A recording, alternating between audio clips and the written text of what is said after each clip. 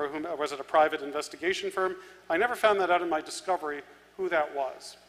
But I remember I called my dad, as it kind of startled me having a helicopter chase you. So I remember I had a secret code with my dad that if I paged him with a certain code, he'd go to a supermarket to a payphone and he'd wait for my phone call for like 15 minutes. With my mom, it was a more intricate system.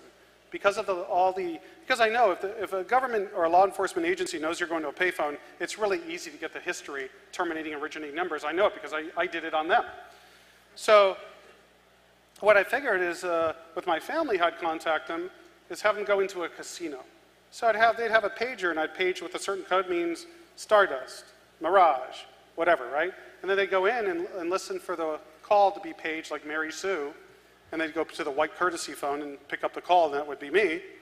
And it'd be really difficult for the government to trace these calls. With my dad, it wasn't so, since I didn't talk to him so much, it was where I'd call him at a payphone. So I remember calling him up, saying, Dad, you won't believe what happened. He goes, what's going on? I go, a helicopter just chased me. He goes, son, you really need help if you think helicopters are chasing you. And I go, no, Dad, it was really chasing me. And he goes, you really need to see a psychologist. No helicopter's chasing you, Kevin. You're being paranoid. So anyway, long story short, I was being chased, but I never found out by who or what had happened. So what am I doing today? I'm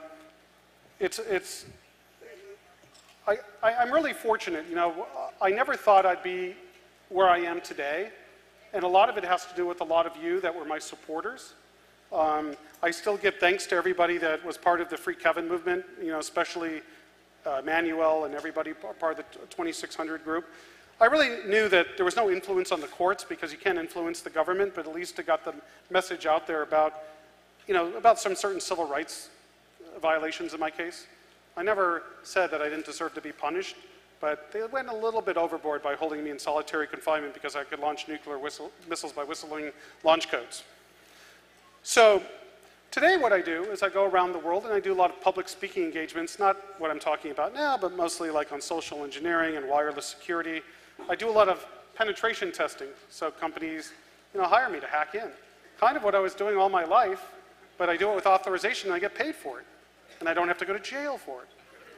So it's kind of a win-win-win situation all the way around. But I want to sincerely thank all of you for being there for me when I was at the bottom of the bucket during that time in my life, when I was sitting in federal prison, not knowing if I'd ever get out. The government was saying they wanted to hold me for 400 years for making like 21 clone cell phone calls. And I never had a light at the end of the tunnel. And at the time, the government wanted me to become an informant, actually wanted me to tell on what other people were doing, and I refused because I had the integrity not to become a snitch on somebody else just to get myself out of trouble. You know.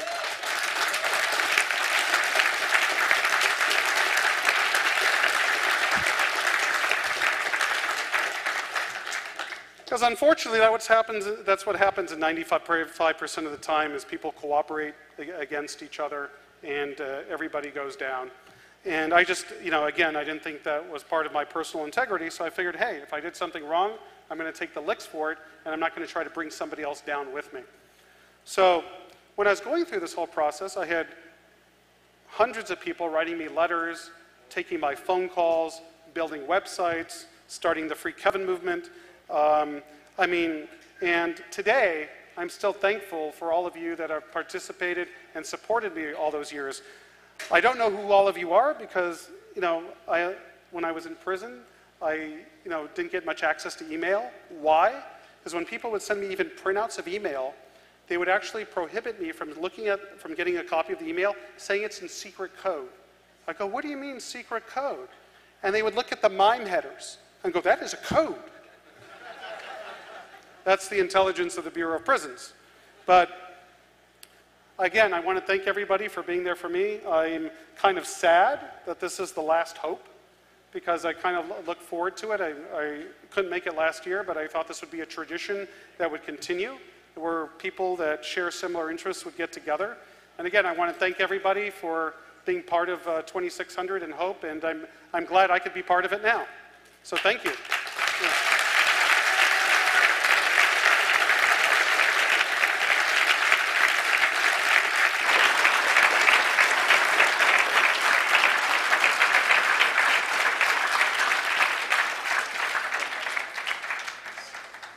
So I have a gift for most people here.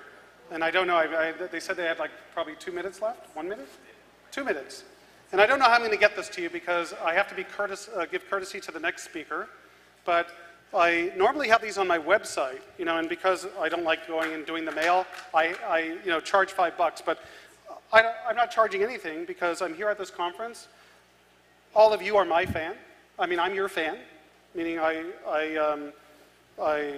dedicated to your support through the years of my problems and stuff like that. So I wanted to give this gift of my Lockpick business card, but I don't know how to give it out without interrupting the other speakers. So you can come up to me and it's absolutely free of charge.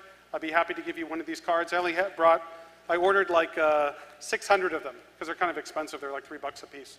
So any of you that want one of these Lockpick business cards, you're welcome to come up and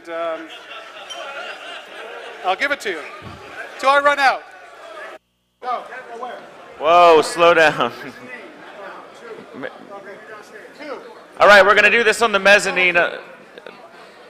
Otherwise, we're going to have like a Who concert situation here. There's going to be people smashed, and Robert Townsend will be looking at young boys. It'll be a bad scene.